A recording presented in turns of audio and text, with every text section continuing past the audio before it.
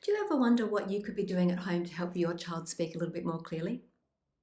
I'm Alison from Newcastle Speech Pathology, and in this video I want to give you a few tips and strategies of things to try at home that will help your child become more aware of what they're saying and how they're saying it. When we're talking about children with unclear speech, it's actually important that we understand why they're hard to understand, and that could be for a number of reasons.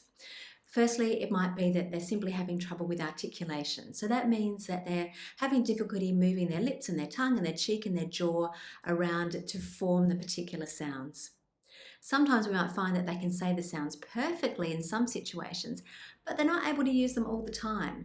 So that's more to what we call phonology. They're just working out how to use the sounds is the issue.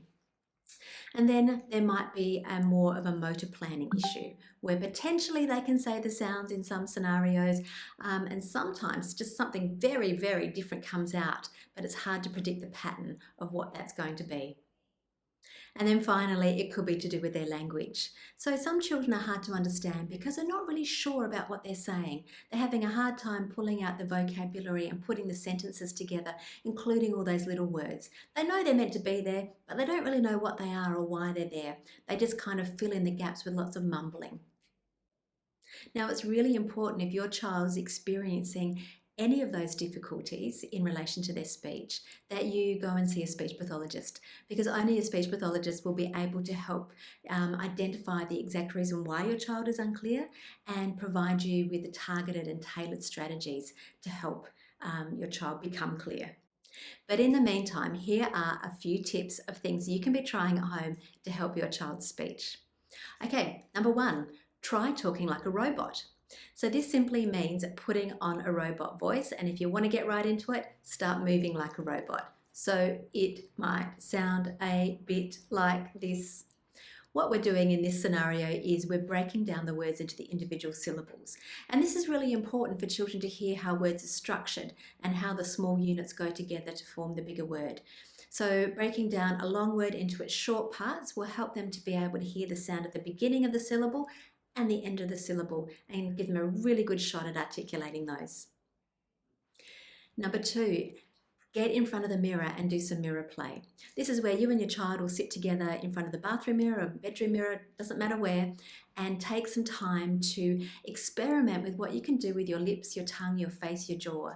Pull funny faces, make funny sounds, animal noises, monster noises, have a go at making some speech sounds. But the idea is that you are teaching your child to actually look and listen and copy what's going on. And it helps increase their awareness of what they are potentially able to do with their lips and their tongue when they make sounds. The next one is try some nonsense words. So by this I mean within your family you might come up with some new and different names for things, for people, for activities that you like.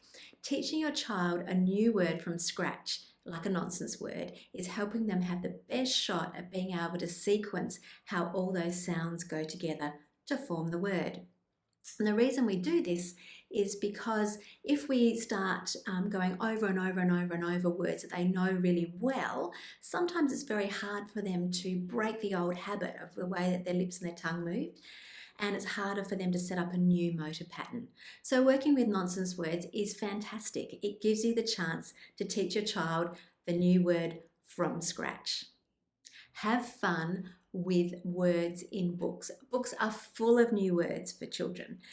Teach them the word, teach them what it means, how it fits into the context of the story, how it fits into their life, and importantly, how to say the word.